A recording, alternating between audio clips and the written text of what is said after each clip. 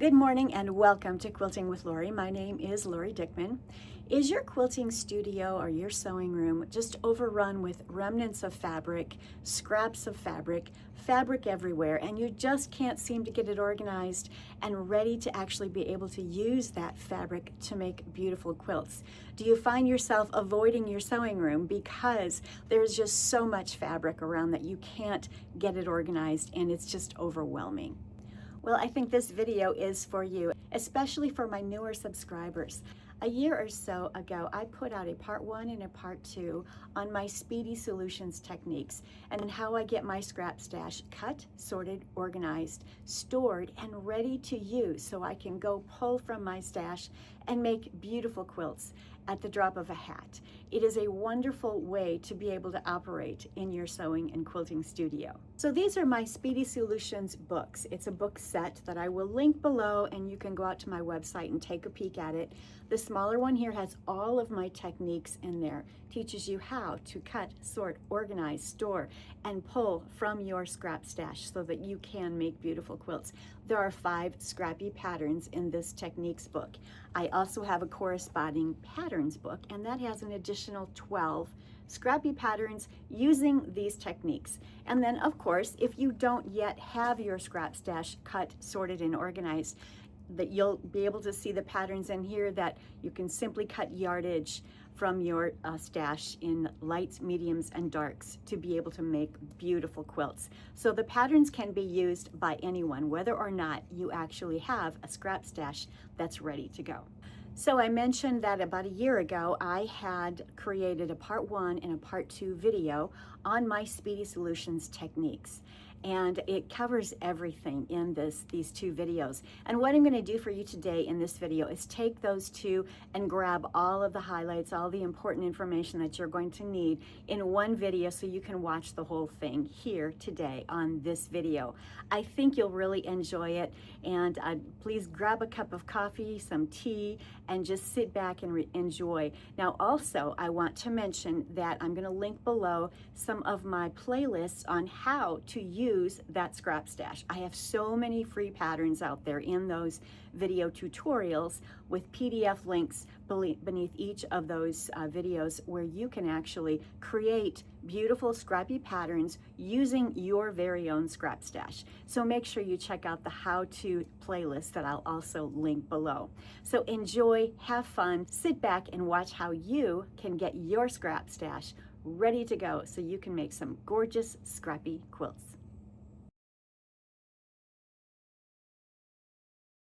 Hi, and welcome to Quilting with Lori. My name is Lori Dickman, and today we are going to be going through my scraps, and I'm going to show you a picture here of my tub of scraps. I am going to show you how I go through and get it cut, sorted, organized, stored, and ready to use to make beautiful quilts. We're going to be using my Speedy Solutions techniques, and you can find information about that in my techniques book, in my patterns book. I'll have a link to these books below, but you can also find a video that I will also link below, and that will walk you through step by step exactly what I'm doing here today. But I can't wait to get started. I have a lot of scraps to get cut, sorted, and organized, as you can see from the photo. First of all, we want to gather some of the things that we're going to need and have them available at our cutting station. We do need an ironing board set up right where you're going to be cutting. So I've got my cutting station here. I'm going to set up my ironing board right behind me in just a minute. But first of all, you're going to need to make sure you switch out the blade in your rotary cutter. You want to make sure that you have a nice sharp blade. I like to put my used blades in something that I mark indicating that it's used. And you can use those sometimes for paper cutting. They're duller, and sometimes if you need to do a lot of paper cutting, they are good for that. But it also protects you from the danger of having an open blade anywhere in your trash. Here are my new blades. So I went ahead and got myself a new blade in here. You do want to gather what you're going to use for starch. It's important that you have some body in all of these bits and pieces that we're going to be using in our scrap stash. And by the way, my Boston Terrier, Bailey. She's down here with me today enjoying herself. She's at my feet and she's snoring again, just enjoying herself. So if you hear noise in the background, that's Bailey having a wonderful time, just probably dreaming. Here we've got Best Press. Here we have Acorn Precision Piecing. Maybe you like magic sizing. Any of these products are fine to use. Just find your favorite starch that you like to use. Do remember, as you are storing your scraps, once you've sprayed them, you do want to store them in airtight containers. And I have been using for many, many years these airtight containers that work beautifully. I've never had any issues with bugs in my stash. I do store all of my fabrics in my basement, have for 30 years, I guess, and I've never had any issues. But it's just a good thing to do, just store them in airtight containers, because any type of a starch has a sugar. It produces a sugar, which of course attracts bugs. I don't think precision piecing does. That might be the one that doesn't have that issue. I'm not sure on that. I'd need to check that out. But these are some options for you. You definitely need to start. I also use steam, so I have distilled water for my iron. And then I also gather templates, or excuse me, rulers for my cutting mat and my rotary cutter. I've got all kinds here. I've got long ones as well. These are just some that I have at my fingertips. This 6.5-inch Omni Grid is my favorite. I love using it for a majority of my cutting and piecing when I'm going through my scraps, because it maneuvers around so easily on the scrap piece, and I can cut anywhere from 1.5-inch to a 6.5-inch square using this. Now we're also going to be cutting strips. Strips in our stash is really important. So you're going to want some longer rulers. I have one here that's I think it's a 12-inch ruler, but I've got longer ones as well, so that you can cut nice strips. And we're going to be talking about strips in just a minute. You're also going to want to have some template rulers. I have an orange peel, a tumbler. I have some of my own templates that you can find on my site. This is one of my Dresdens, and this is my rhombus. And these are just wonderful options to have so that you can go through your stash and cut up lights, mediums, and darks using templates so that you can quickly and easily make a quilt using those. Here is something else that I've created, which really helps me. It's a cardstock, but it's a poster board type, or a foam board, I should say. And I just get it at the dollar store, and it just really helps me. I like to put sticky notes across the board in the different sizes. These are the sizes that I like to cut. And of course, I go up to 7, 8, 9, and 10 inches as well. But right on this particular board, I just have enough that fit up to 6.5 inches. But this just really helps me. And I like to make sure that I have a ruler handy so that as you're going through and you're cutting them, put them immediately on above the size that they are, because if you just have them all laying on the table, it gets confusing. They all start looking the same size. So I like to immediately place them in piles. Right now, they are not organized by value. They're just being stacked. So I have this available. I also have one for strips and templates. And this one right here is just a poster board. So I have strips here for 1.5, 2, 2.5, 3.5 inch strips. And I will cut those and put them in here. We'll talk about strips and how I cut those in a minute. And I also have a section for templates, and they're pretty obvious as to what they are. So I just have that there. So I have these available. They're on a separate table to the side. So as I'm cutting, I will be able to place them immediately where they belong. And that way it's easier for sorting and then organizing. So now let's take a look at my first bundle of scraps. So I've just grabbed a stack from my bin, and now I'm going to start cutting and getting it pressed, because that's very important. We need to get it pressed first. You're going to notice in here that I have some corduroy. I do cut up a lot of upholstery, corduroys, velvet, satins. I cut up a lot of that. I am a garment seamstress as well, so I do have a lot of remnants of that. And the reason that I cut that up is because I love to do art quilts. And I'm going to share with you here a few photos of different art quilts that I've created, of our Boston Terrier Bailey and of our French Bulldog Baxter. I've done some fun little Nana quilts is what I call them, where they're photos that I've put together in quilts from my granddaughter as she was growing up. I've got those, the I Love You. I also have a art quilt that I created of my granddaughter Danny using pixels. So they're tiny little squares in various values to create an actual pixel quilt. So I use my scrap stash not just to make traditional quilts, but also to make art quilts. You can use it for modern quilting. You can use it for garments. There's so many things you can do with your scrap stash. Now, let's get this pressed, and I'm going to talk to you how I accomplished that. So the first thing that I'm going to do is spread out as many of my remnants of fabric on the ironing board as possible. And then I'm going to give them all a good spray with the starch. And then I'm also going to steam them as I press them. And I'm literally putting some of these strips on top of this corduroy here as I get it ready. So I'm going to press as many as or place as many as I can that will fit nicely on this area here. I'm going to steam and press it. And then we'll move it over to the cutting table.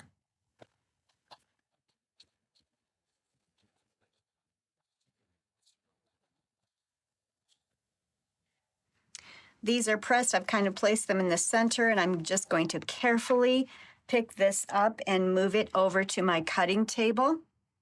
And then I'm going to go ahead and do this again. I'm going to lay out as many pieces here as will fit nicely on this ironing board and press them next. The goal is to get as many, a nice pile cut, a nice pile pressed and ready for cutting.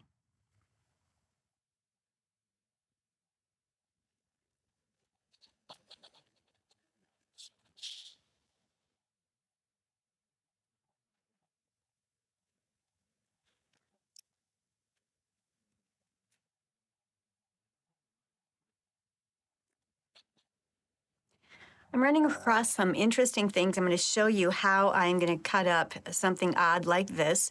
You can get a square out of that. That is a usable square. And what's left over can be thrown in my crumb quilt container. I have a basket where I throw crumbs. This is something that it was a facing that I had used for a garment, or I was going to use it for a garment. It's been interfaced.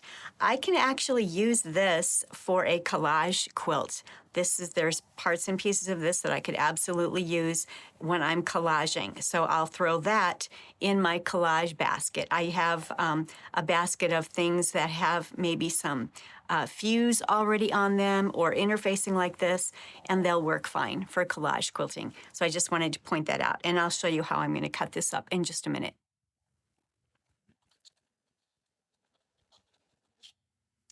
Once I get a good stack of fabrics pressed, I bring them over here to my cutting table, and then I kind of sort through them. I like to start out with the smaller pieces and get those cut up first. And I do want to point out, this is a piece of fabric that is a garment fabric. It's a very loose weave to this. So this is not something that I would want to put in a quilt. However, I could use it in an art quilt or a collage. So that is something that I would probably keep for my art and collage quilting. So it'll either go in the art basket or in the collage basket.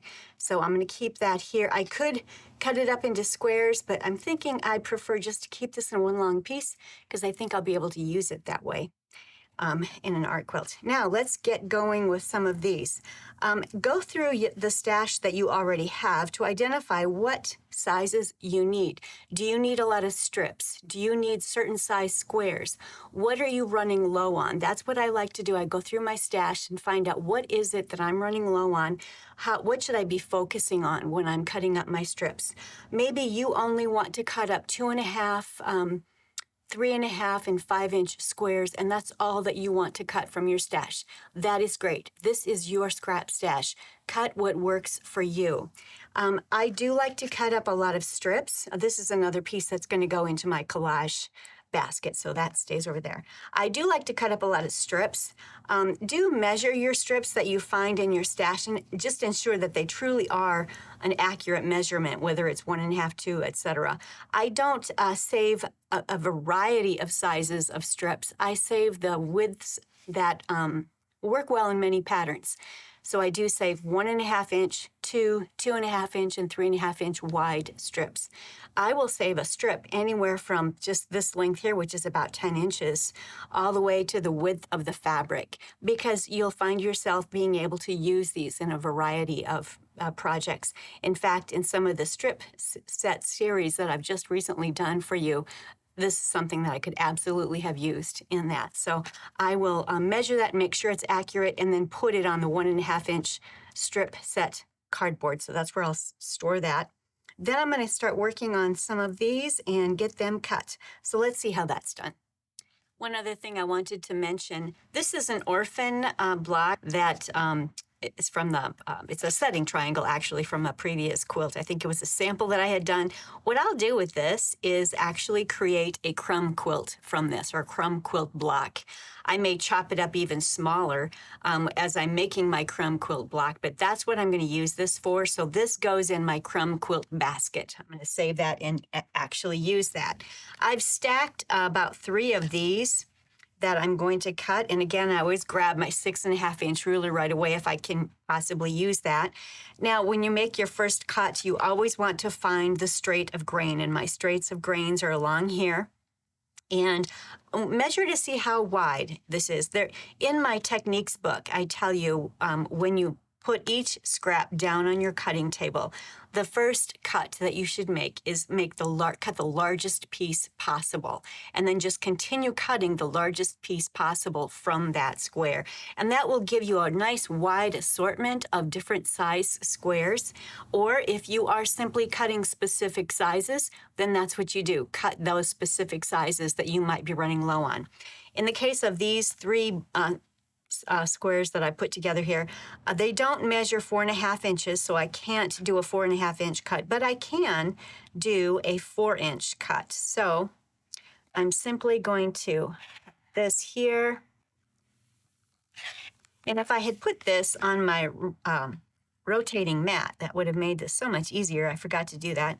I'll pull it out here in a second. And I'm just lining up this. Now these tiny little pieces here, they will go in my pet pillow.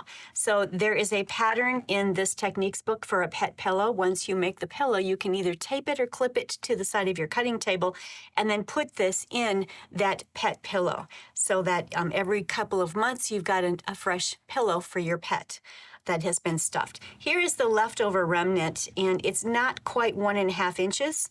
So what I'm going to do with this is put it in my crumb quilt basket. This will work beautifully as I'm putting together crumb blocks.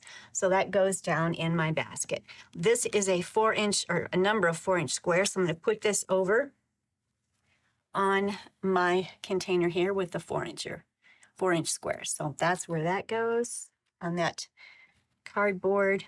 So here we have some other pieces, and some of them are kind of weird. Can I even get a 1.5 inch square out of this? I really can't. I don't cut anything less than 1.5 inch square for my stash. That will result in a 1 inch square finished in your quilt. And to me, that's small enough. But there are some quilters who love cutting out tiny little squares, and they love putting together quilts using tiny squares. So if that's you, you could certainly cut this up and put smaller squares in your stash. For me, this is going to be a crumb piece. So that goes in my crumb basket. Here we go. What do we have here? It's not going to be quite 2 inches, so this one will become a 1.5 inch square. And again, I'm just finding the straight of grain. Always make sure that you've got your pieces on the straight of grain. Every square that you cut should be on the straight of grain. And because you've pressed them and starched them, they should have some body in them, so they'll be much easier to use as you're piecing. This is going to go on that cardstock above the 1.5 inch. This can go into my pet pillow stash. So nothing goes to waste. So let's see what this weird little piece measures. Okay, I can get a 2 inch cut out of there because it has width enough for 2 inches. We'll flip it around and cut 2 inches on this side. And this is obviously taking me longer because I'm talking to you as I'm going through this. When you're doing this at home, you can do this so very quickly. I'd definitely put on music or some sort of a television where you can watch something, because this is just kind of mindless work. So I have a couple of 2-inch squares, and this will go in my pet pillow. So as I'm cutting them, I'm putting them on this cardboard here. Now on this one, I'm not sure if you could see it real well, but there is selvage there. There are holes on the edge, and that's a very tightly woven edge there. You don't want that anywhere in your quilt, either in the piecing or in the backing. You never want a selvage in there. So remove the selvage. That's another one of the rules that you'll find in my book. There's a variety of rules that will walk you through how to cut up your stash in that book. So that again can go into my pet pillow. We can get a 2-inch, 2 inches as large as it will go. When I cut my scraps up, I do not cut anything other than 1/2-inch increments. So it's 1.5, 2, 2.5, 3, etc. If you have a pattern that calls for a square that maybe needs to be 2 5/8, what I simply do is go to my stash.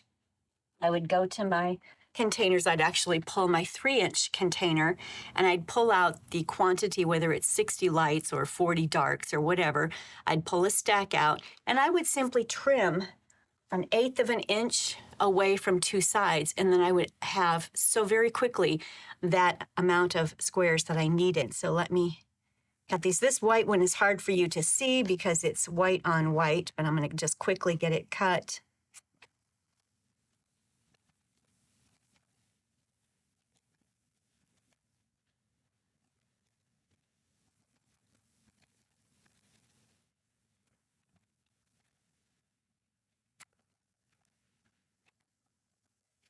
So on this one, because it is really awkward, it's on the bias, I had to first of all get a cut on the straight of grain, which I followed the selvage there and did that.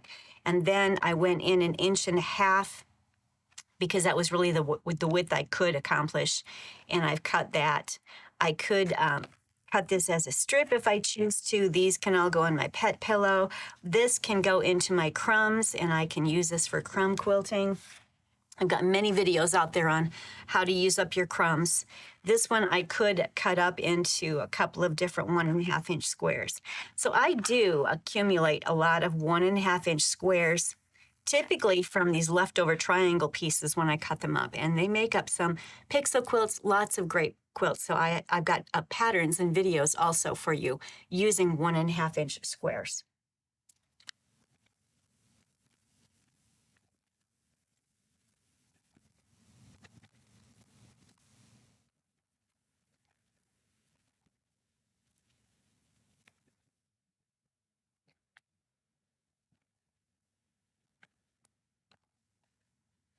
All right, so what I've been doing is cutting up those squares, throwing the scraps over here. It's going to go in my pet pillow, the tiny scraps.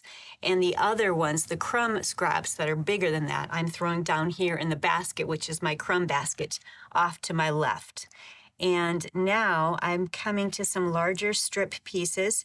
So what I might do with this, it's not quite 5 inches wide. So what I could certainly do with this, and I think I'm going to cut this one in strips because I want to get some strips cut up as well. I think I'm going to do a 2.5-inch strip here.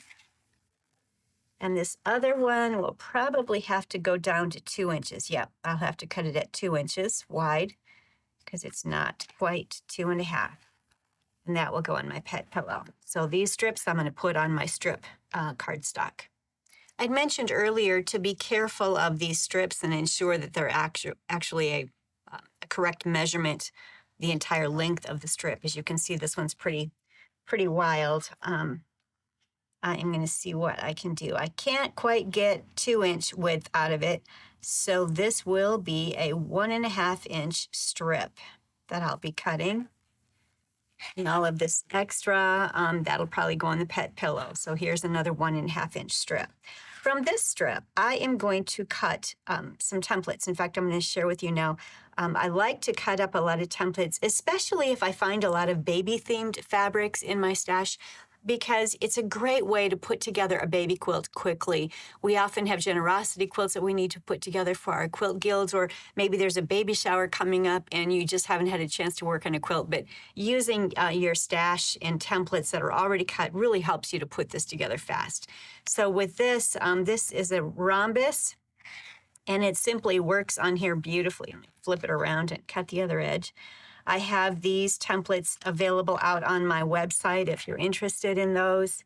And probably you all have templates like this, but definitely take advantage of cutting those up and having a variety of templates cut up in the lights, the mediums, and the darks so that you can make a complete quilt.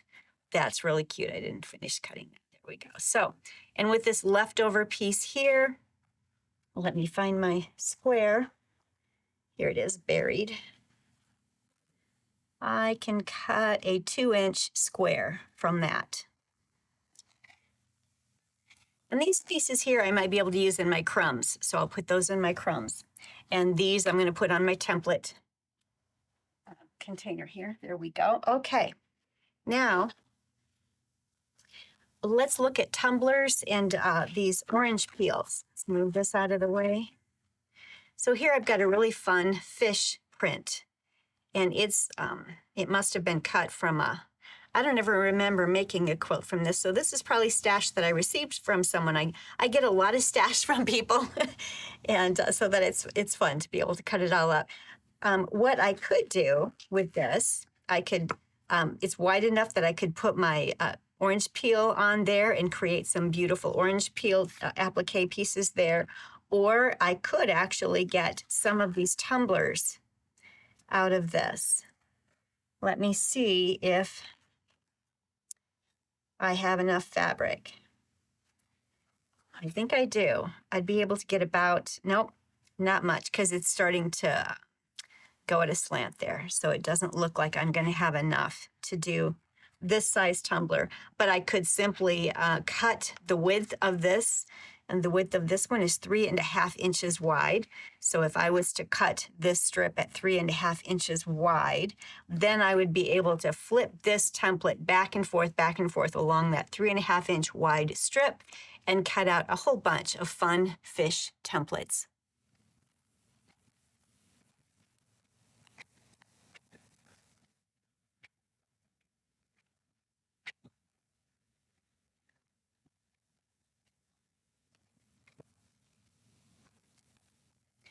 So as you saw me cut up this strip, I have a number of these fun little rhombuses. They're diamond shapes. I also was able to cut from the half portion of this rhombus the triangle, which kind of helps to end the piece, or it goes in between the rhombuses. So I've got one of those triangles that fit with the rhombuses, and this will go in my crumb. This is going to go in my pet pillow. Here is a 2-inch square that I was able to finish. So from that strip, I got a lot of different pieces. All of it is going to be used somewhere in some form or fashion.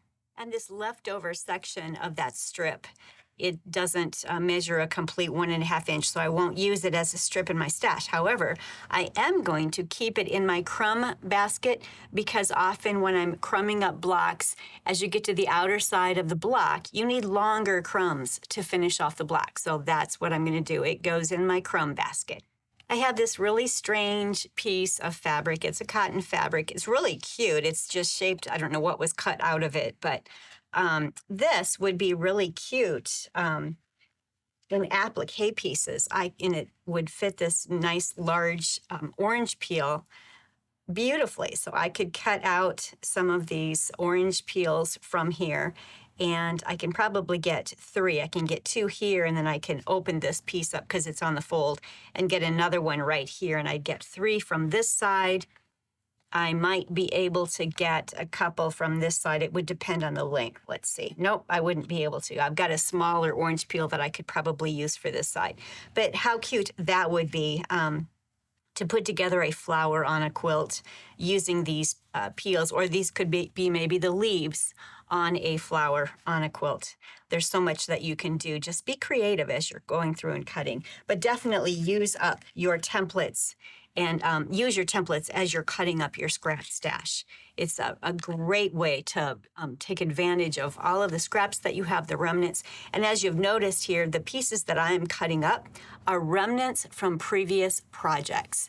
I am not cutting up yardage. I am not cutting up fat quarters. I am cutting up remnants from previous projects, whether they're quilt projects or garment projects or just stash that somebody has given to me. We also want to get some large pieces for our stash. This will not quite make it at 6.5, but I can get a 6-inch square. I have a number of patterns, especially in my mystery quilts, where I'm using the 6 and the 6.5-inch squares, so you can check that out. If you're looking for patterns that will allow you to use those pieces. And let's see, let me grab some red pieces here that I found. I'll cut some more of that here in just a minute, but first I just want to focus in on the larger pieces. So we want to identify the straight of grain. Study your fabric. This has been ripped at an angle. I'm not really sure how that happened, but it did. So we want to find the straight of grain, and I can actually see the threads. I'm close enough here that I can see the threads and can literally follow a thread down here to make sure that this gets cut on the straight of grains. I'm going to just lay this down here like that. And I'm going to cut this. Number one, I want to get rid of all this fuzz on the end that goes in the pet pillow. And if you're able to pull a string out and pull it all the way across your the bottom, and this is not quite on grain, so I need to work on that a little bit more.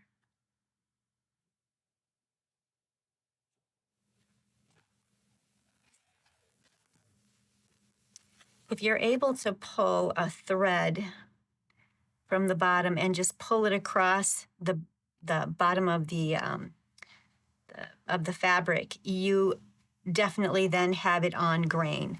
So that's the goal, is to be able to pull a thread and it comes out. That means that this is on grain. That is a straight line that you can use then to start your cuts. So what I'm going to do here is see if I can get a 6.5. I can actually get a larger square out of that. Maybe I can even get a 7-inch square from this.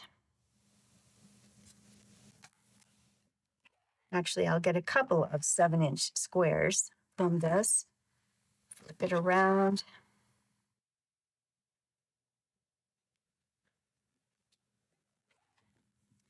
Because remember, the goal is to have everything on straight of grain. So this looks good. I'm able to see my grain lines, and that looks like it's on grain. Here's one last piece on the fold. What can I do here? Get some of that batting fuzz out of here. This might even go, I thought maybe I could go to 8 inches. I can't go to 8 inches, but I can go to 7 inches here. So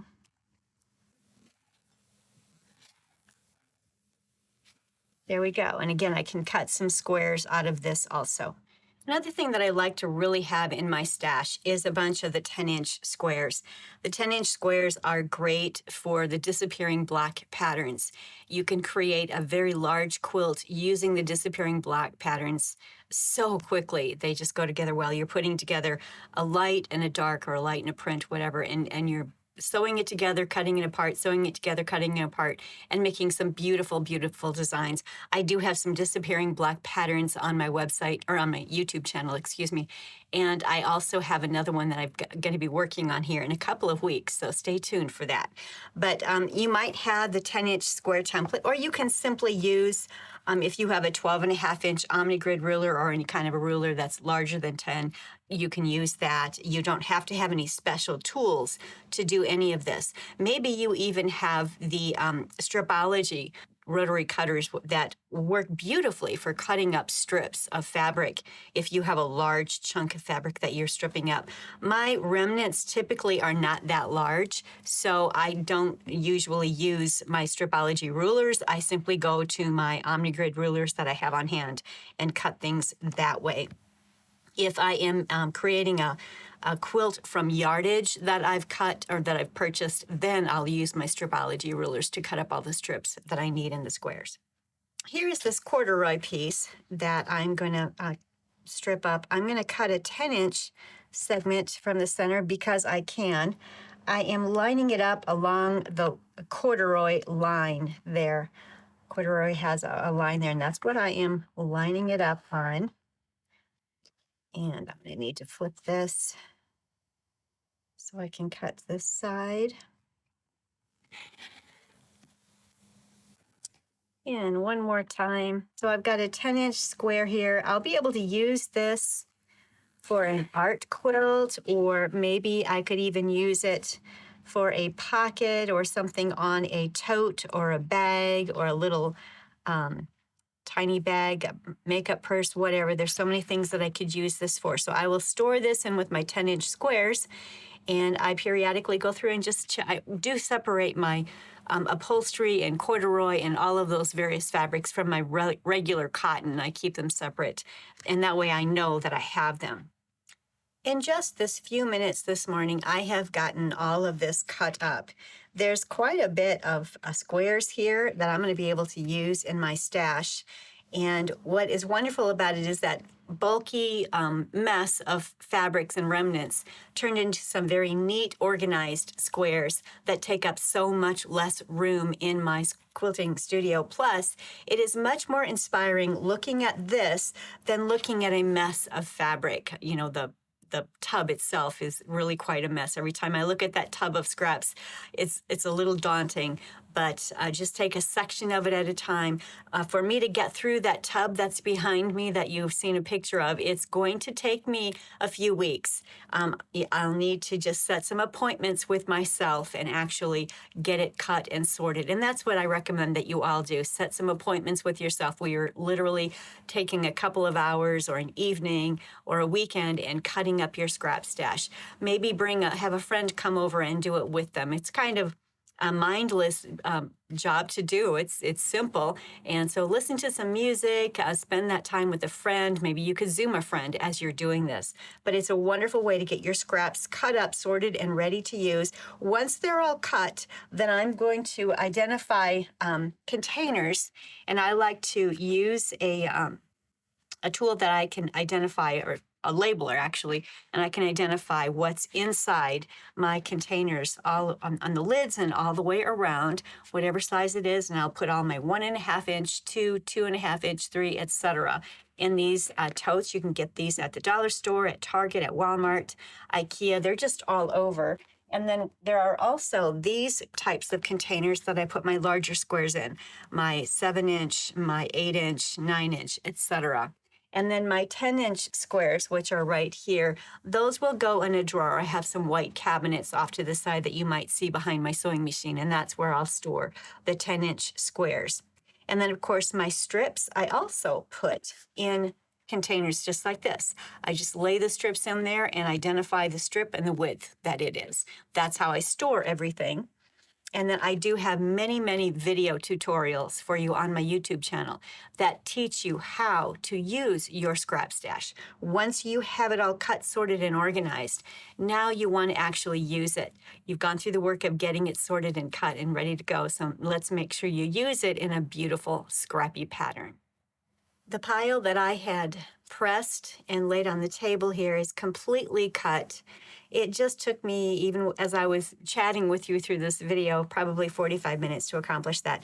This is the rest of what has been cut. So I have a lot of strips that I've been working on. I'm cutting mine in the widths of 1.5, 2, 2.5, and 3.5. And then I have a few templates that I've gotten started with here too. So I'll continue working on my container of remnants, scrap remnants, so that I can get them cut, sorted, and organized and ready to use. I have a lot of wonderful strip quilt patterns. I've got the cool kaleidoscope pattern. I think maybe some of you are familiar with it from Ricky Timms. I'm going to be making a few of those, and hope you'll join me as I put some of those together. They're really fast and fun. I think you'll enjoy that. And I want to also try and do some template quilts for you as well. So in some upcoming videos that I'll have, you'll get to see that. Hello and welcome to Quilting with Lori. My name is Lori Dickman, and today I'm going to be working on part 2 of the Scrap Up Your Stash series. Today I'm going to be sharing with you how I sort my squares, my strips, my templates, and the orphans that I have encountered as I've gone through this tub. I'm sure you remember the photo of the tub of scraps that I found in my basement here in my quilting studio. It had been hidden away in a closet, didn't realize I had it, and so it's time to get it completely cut up and ready to use so I can make beautiful quilts. I've gone through that tub. I've got about a quarter of it scrapped up. I still have a ways to go, but I've been busy with other projects as well in my business, as well as taking care of a situation that we had with the flooding here in Rockford. So been a busy, busy week. But now I want to share with you how I'm going to sort all of these scraps that I have cut. And I'm going to give you some ideas on how I do that, and we're going to talk about how I store them. And then we're going to talk about a possible UFO night where we can get together and do get some UFOs done that we all have on our plates, sitting in our sewing studios, sitting in our quilt studios. If you're like me, I have a hard time setting aside time for myself and getting UFOs done. And I'm always busy with other things. So this, I think, will be good for me. And if you're interested, I'd sure love to hear from you on that. The UFO night would be a free Zoom night where we could get together on Friday evenings once a month via my Zoom account. And if you are interested in that, please contact me or make a comment in the comment section below. If I have enough interest where you'd like to join me, then I will offer that Zoom link available to you all so that you can join me on a Friday night once a month. And maybe for 6 months, we can really see some progress on our UFOs. So here in front of me is a lot of what I've cut. I do have another poster board that I will be bringing over here in a moment. But you can see that I've cut things up in half-inch increments, 1.5 all the way up to 6.5. I do have some 7, 8, 9, and 10-inch squares that I've also cut up. They couldn't fit on this board. I've cut up a number of strips that are from 1.5 inches to 2, 2.5, 3.5 inches. I'll show you those here in a minute. I also have a number of different templates that I've cut up, and we'll talk about the templates and the strips in just a minute. First of all, what I'm going to share with you is how we're going to sort all of these squares and get them sorted by value, lights, mediums, and darks, which is a wonderful and a fast and easy way to use them. In my Speedy Solutions to Cut and Organize Your Scrap Stash, this book teaches you not only how to go through and cut everything up, but it teaches you how to sort it, organize it, and store it and get it ready to use. So I'll have links below to both of my books that you might be interested in. But it's really helpful if you sort them by value, light, medium, and dark, so that when you're pulling scraps for your patterns, you can just pull chunks of lights and mediums and darks in the appropriate sizes and values for your pattern, and then take it to your sewing machine and start creating the quilt. It's a really fast way to be able to get beautiful scrappy quilts ready to go. And as I showed you on my last video when I did a trunk show of quilts, I don't use my scrap stash just for traditional scrappy quilts. I use my scrap stash for a lot of things. I use appropriate size squares for applique purposes. I use squares for pixel quilts, and I use my squares, which I cut up into templates and even make garments and totes, etc. So there's so many ways you can use your scrap stash once it's cut, sorted, and organized and ready to use. Now let's take a look at the rest of what I've cut up.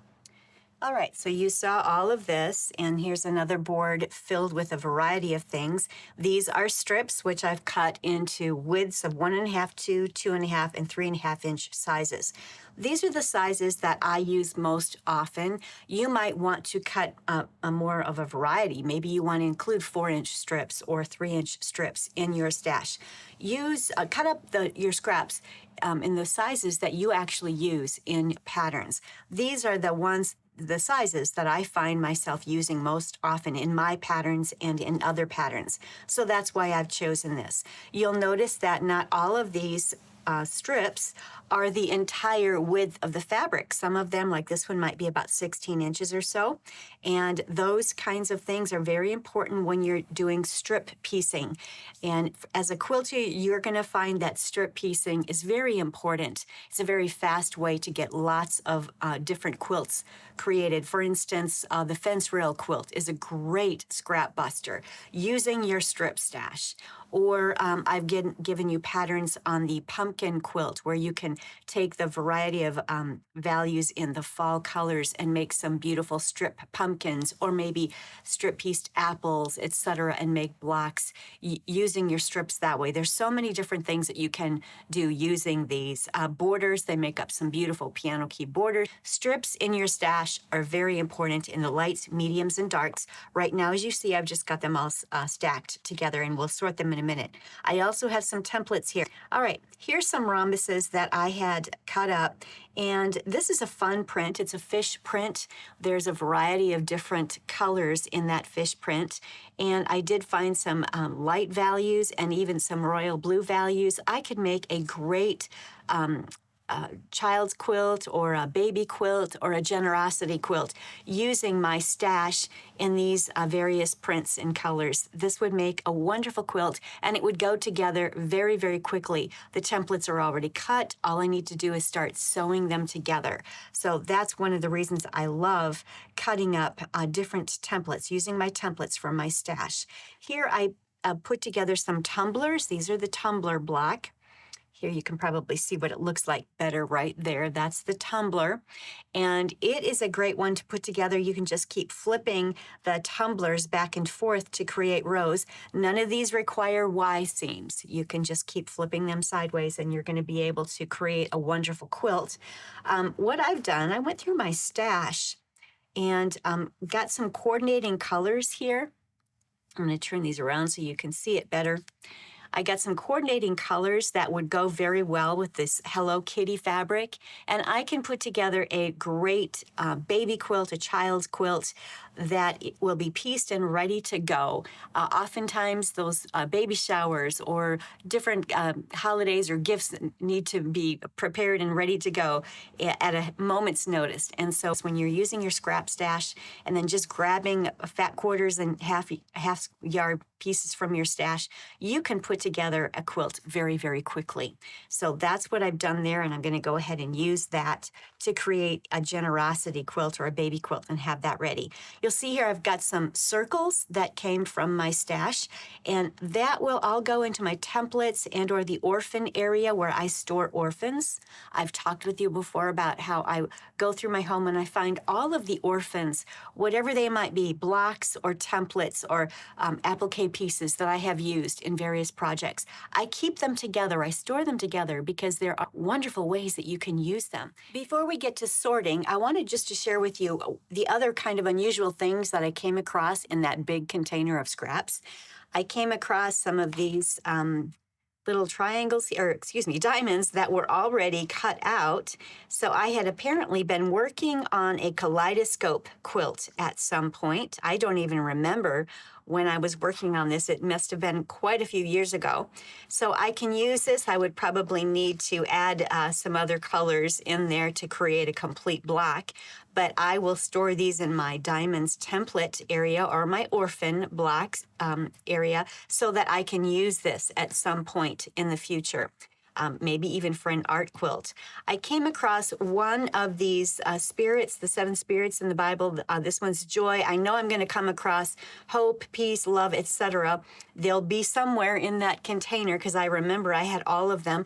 They were embroidered. I do not remember where I got them, but they are going to make a beautiful wall quilt. So I can't wait to find the rest of them and put them together. So this goes in my orphan box because I will be using that. This is a piece of fabric. It's a border fabric from a kit. It's a printed kit. It was a beautiful fall kit.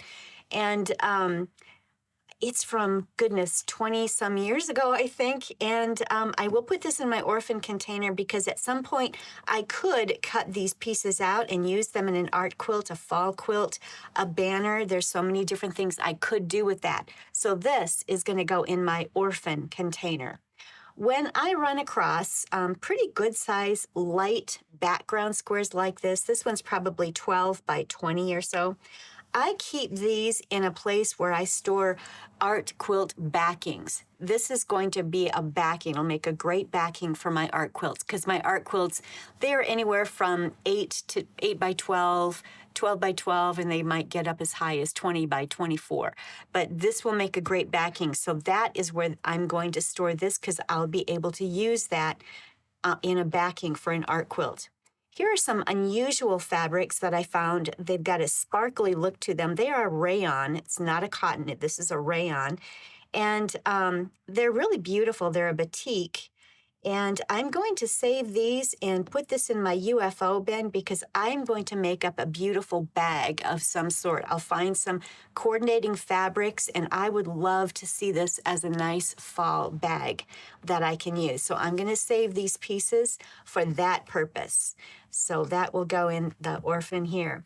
And then another thing that I ran across was I had apparently been working on creating a nice scrappy block where I was putting together these scrappy blocks in the center, and then I was cutting the large squares on the diagonal to create square and a square. Basically, it's creating a square and a square block is what it's creating. So that's another UFO that I need to get finished. So I have a UFO and an orphan block container where I will be making sure that I complete these. So back to that UFO. There's so many UFO projects in my quilting studio that I absolutely need to get to. Now let's get to sorting. And what we're going to do is I'm going to pull this up a little bit. We're going to start with these 6.5-inch squares. And basically what you want to do before you store your squares is to sort them by value. So I'm going to put this one's going to be more of a medium. Here we have a light.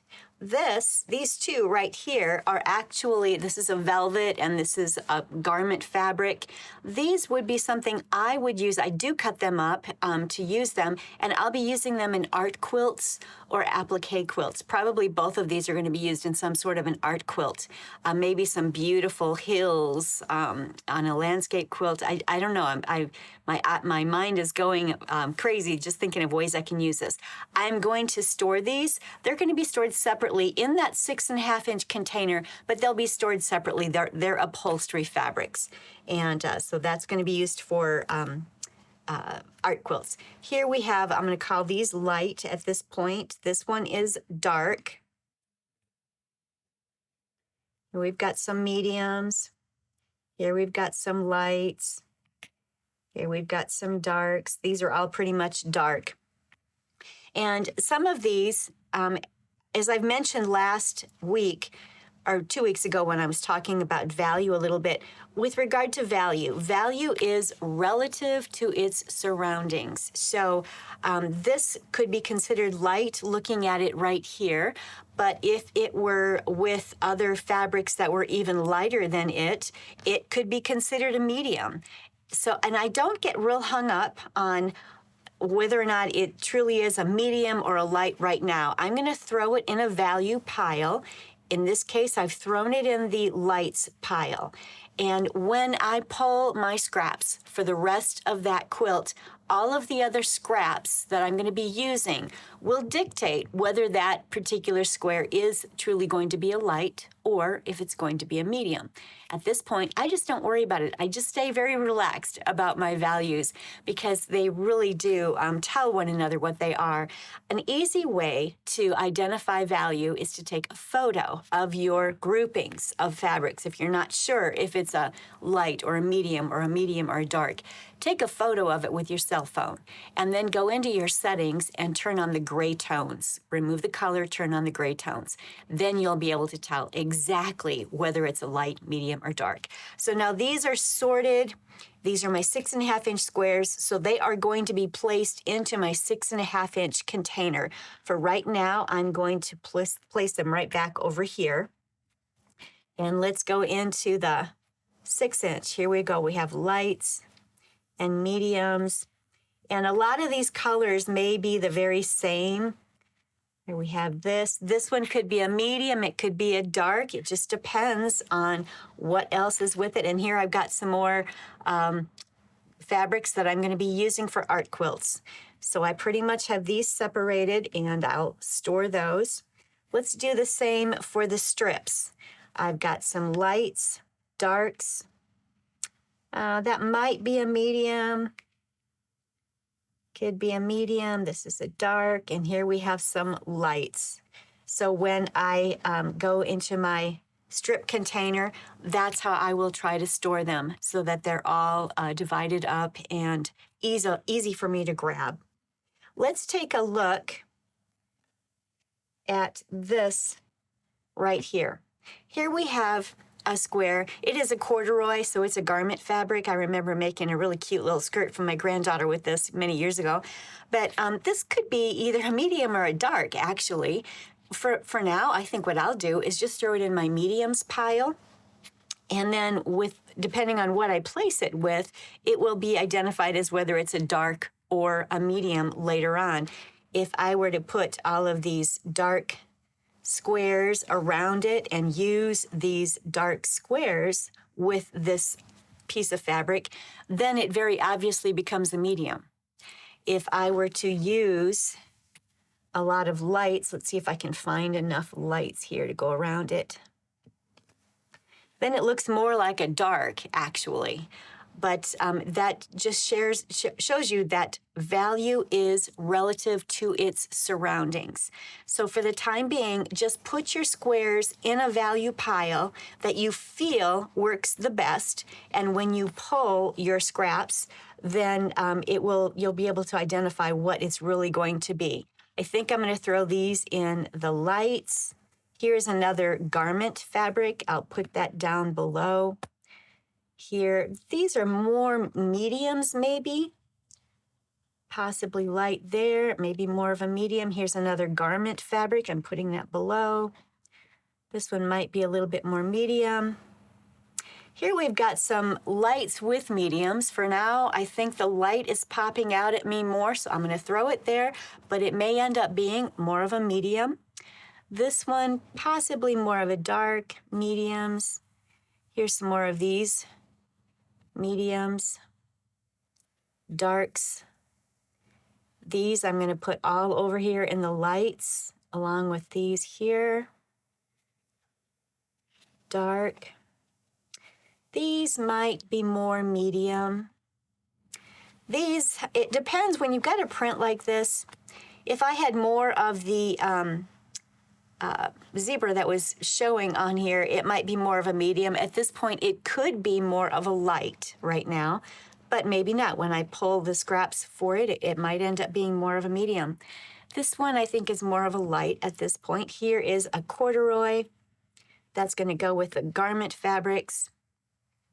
I'll put that there, and this one here. So this is how I've got them sorted: lights, mediums, darks, and these are my garment or art quilt fabrics. And I'm going to keep those at the bottom. So now these are sorted and ready to go into my container. I've just sorted my 2.5-inch squares. I have some lights, mediums, and darks. And again, these are garment fabrics that I'm going to store separately, but in the same container. I'll be able to see those and identify those each time I open this container. I'm going to store them in my 2.5-inch container. I've got the 2.5-inch label on that. You want to make sure you mark it all the way around your container so that as you store these on the bookshelves, that's where I store mine, is on bookshelves, you're able to see at a glance. Doesn't matter which way you throw them on the bookshelf, you're able to see exactly what's in there. So here I have my lights, mediums, and darks. It's messy because I use it. Another thing I always notice right away is leftover pieces that were 2.5-inch squares. These are a bunch of leftover half-square triangles that are 2.5 inches. So I will keep this in here so that when I do need 2.5-inch half-square triangles, I've got them. I also have a 4-patch here. So this is going to stay on top along with this garment fabric. And this is just something that I'll see every time I open the container, and I know that I have it so that I can use it. So I'm going to put the darks here, the mediums here, and the lights there, and it's somewhat organized, but at least I'll be able to grab stacks that I need from as I'm reading my pattern and identifying what I need in the 2.5-inch value. So that container is ready to go. This is going to stay on top. Now I'm going to store my 2.5-inch strips. I've sorted them by lights, mediums, and darks. And again, this one may end up being a medium depending on what else goes with it, but for now I just threw it in the darks. And I have my 2-inch strips container identified, and I have my lights here. On the top, I have my little stacks of 3.5-inch strips. If you remember, we're working on a series using all of our strips to create a variety of different quilts. I think I've given you 10 different PDF patterns. I will link that playlist below so that you have some more ideas on how to use your scrap stash of strips. And I'm going to keep those on top. They're separated by mediums, lights, and darks. But I'm going to put my, these are 2-inch wide strips. So I'm going to put these in here just like that. I will put these strips on the top, got them separated so I see them and can use them when I'm working on those strip quilts that I've done some YouTube videos on. And it's ready to go back on the shelf. And again, label the entire container, the 2-inch strips. All right, let's go back to the squares. I have some 7-inch squares that I've cut up. And I don't have these sorted right now. I do need to go through and take time and sort these with lights on the top, mediums in the middle, and darks on the bottom. So I will do that later. But this is my 7-inch container. Again, this is a container that I get at the dollar store, and I just make sure to mark everything. These containers fit in the white shelves or the drawers that I have on the side here in my sewing room. Here are some 8-inch squares that I have. And again, I've got to go through and get these sorted. And so I'm going to put these in here. I like to keep them sorted light, mediums, and darks. It just makes it so much easier. So I need to spend the moment and do that.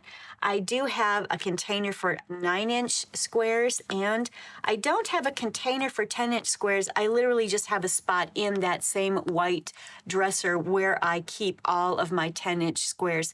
And again, you'll want to make sure that you sort them by lights, mediums, and darks. So that's how I handle my larger squares. To me, these are very valuable. Not everybody cuts up and stores the larger squares, but if you don't, I would at least recommend making sure that you have the 10-inch squares on hand in values of light, medium, dark. There are so many disappearing block patterns that put together some great quilts very, very quickly. So if you don't have 10-inch squares in your stash, make sure you get those cut up.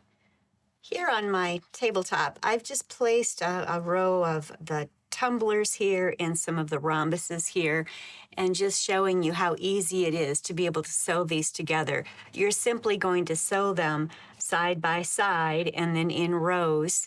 And you probably want to use either the floor or the design wall to make sure that your color variation is just the way you want it as you're laying that out. Same holds true for the tumblers, and this is the tumbler template that I used to cut all of this out. I had some fat quarters of this white and the yellow and the blue and the orange here that will complement these cute little kitty Hello Kitty tumblers. So I could put together rows using the white with the color. I could just do a variety of things with them. So this is just some ideas for you. And again, you're simply going to sew them side to side and press them open. You're going to sew rows together and then sew the rows. And very simple quilts to make, great projects for either generosity quilts for your quilt guild or for baby or children's quilts. So definitely make sure that you cut up a lot of template scraps from your stash. Now let's talk crumbs. As I went through and was scrapping up my stash, I collected just a horde of different parts and pieces that I'm not using as squares or strips for my regular stash. This is all going to be used to create some beautiful, scrappy crumb blocks. And as you can see here, I've got a few of them that I've started. It's really addicting. I love creating crumb blocks. I'm using leftover half square triangles. I'm using whatever. You start in the middle and you continue working out. I do have some crumb quilt video tutorials that I will link in the description box below so that you can go out to those tutorials and see how I've put them together. They're really fun and easy to do. Some of them, as you know, I made a quilt that I trimmed them up to 7.5-inch blocks. So here's a couple of them that were trimmed up.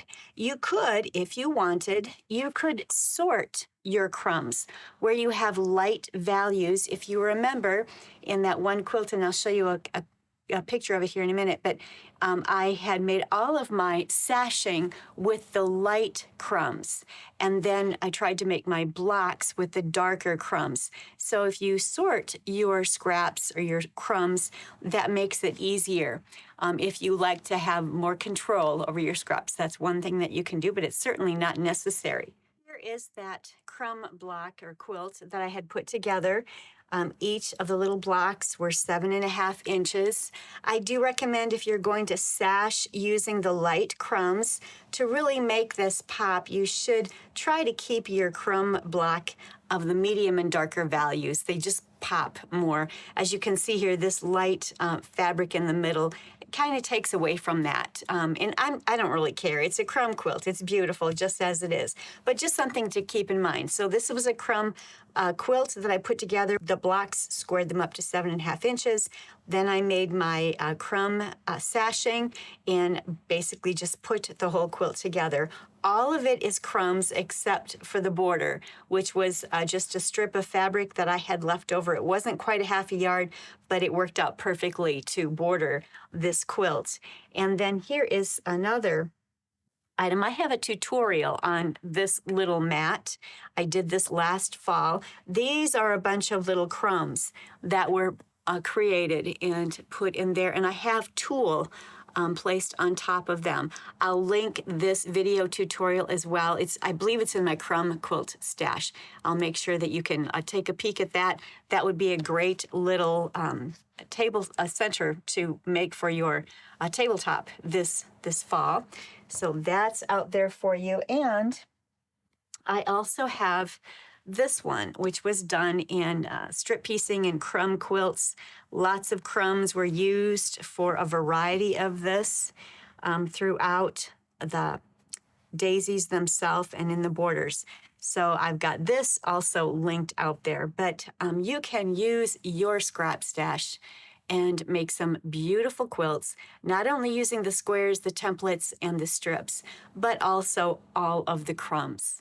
Thank you so much for joining me today. I hope you enjoyed learning how I sort and get my scraps, my squares, my templates, my strips, and my orphan pieces all sorted and organized so that I can use them to make beautiful quilts. And if you do like the content that I provide, please don't forget to like and subscribe. Share my videos with your quilt guilds, with your friends. That really does help my channel to grow, and I really do appreciate that. Thank you so much. So until next week, happy quilting.